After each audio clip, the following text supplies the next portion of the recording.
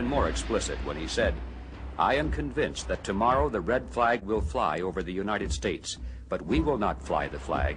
It will be the American people themselves." The historical record is clear. The prime directive of communist strategy is conquest from within.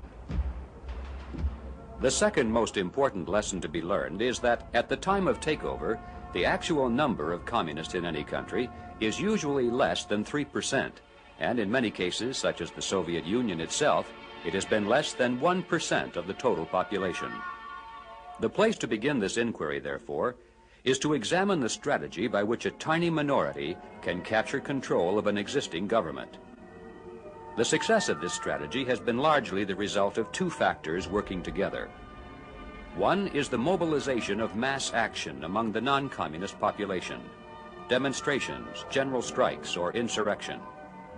The other is the paralysis of the target government, the inability to fight back effectively, indecision, delays, blunders. It's not surprising, therefore, to learn that a major part of communist strategy is devoted to techniques for creating exactly these two conditions: mobilization of the masses and paralysis of the government.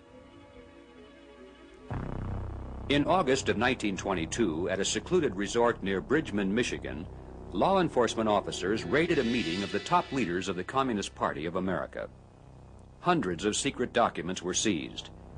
One of the most revealing of these was a directive from Moscow, signed by members of the Executive Committee of the Communist International. In this document, it was firmly established that the Communist Party of America was not independent, but merely a branch of the international organization under firm control of the Soviets. The directive said, "The ruling of the Communist International must be accepted as obligating every member of the Communist Party of America, minority or majority." Another important document was written by the American communists themselves.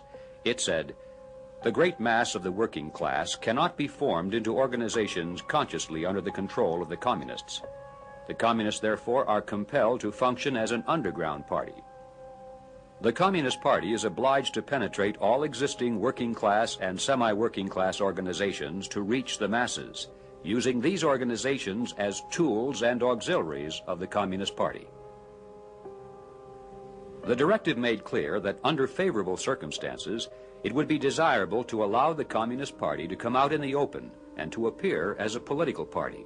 But then it said, "Even though the Communist Party shall have come above ground, the underground organization remains as the directing organ of the open Communist Party." It's important to realize that the open Communist Party, which offers candidates for public office, is not the real organizational force of the movement. It is merely one of the multitude of surface organizations designed to lead the masses. In some countries, such as France and Italy, where communism is viewed merely as a popular political movement, this may be a major channel of mass influence. But in countries such as West Germany, England, or the United States, where the communist label is not popular, it is through the other surface organizations that the underground seeks control of the masses, while the visible communist apparatus serves as a decoy to lull the electorate into believing that the movement is small and harmless. Manipulation of the public is an important part of communist strategy, but the second and equally important objective is paralysis of the target government.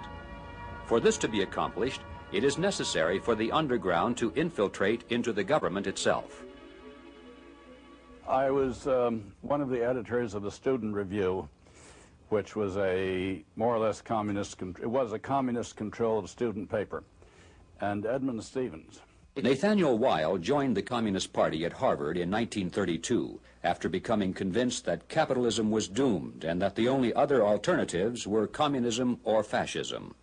Shortly afterward, he obtained employment under the Roosevelt administration in the Department of Agriculture.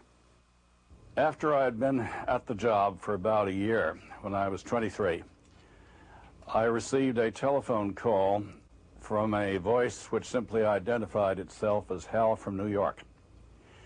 And Hal asked me to meet him at a restaurant in a part of town which government officials did not frequent. I inferred, of course, that Hal represented the Communist Party.